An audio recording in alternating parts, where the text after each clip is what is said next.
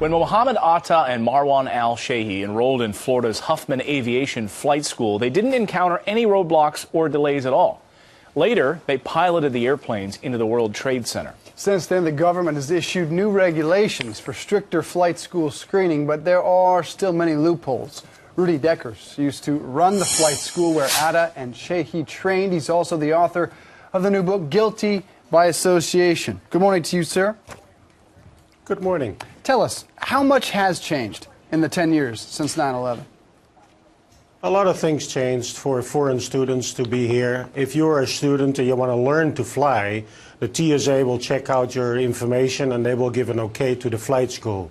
But if you're already a licensed pilot, let's say you obtain your license in another country and you come here, you can rent an airplane from any flight school without any check, TSA or any government agency.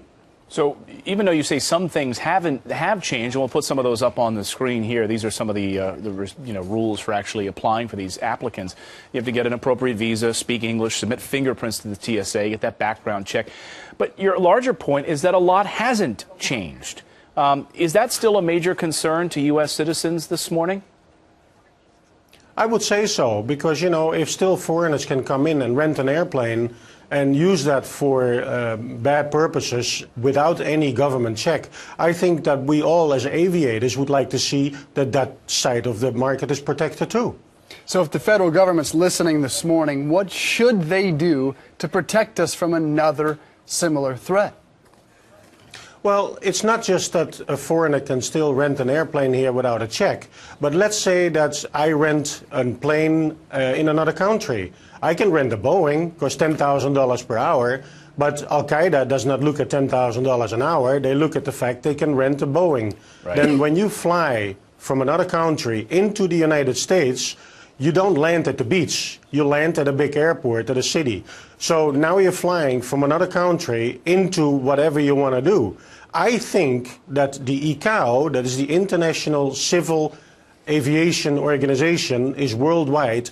I think that America needs to try to get the ICAO countries all to have the same rules. So we're not just protected in the US, but also when people want to do something bad to us from another country. I think that is eminent. Yeah. Your book is called Guilty by Association. In the days, of course, after 9/11, a lot of people questioning and wondering, this guy, Rudi, yourself, how did he manage to train these guys, or how was he involved in this? And you were really scapegoated quite a bit. How have things changed for you over the 10 years since this has happened? Well, I would say in aviation, we say 180 degrees. I was living the American dream. I started with one airplane. After 10 years working, I had 100 airplanes.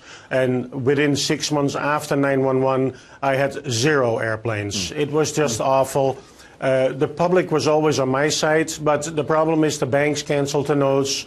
I couldn't get any money. I was stamped with guilty by association, so it did change my life. And that's the name of the book, Guilty by Association. Rudi Dekkers joining us from Miami this morning. Thank you, sir. Thanks, Rudi.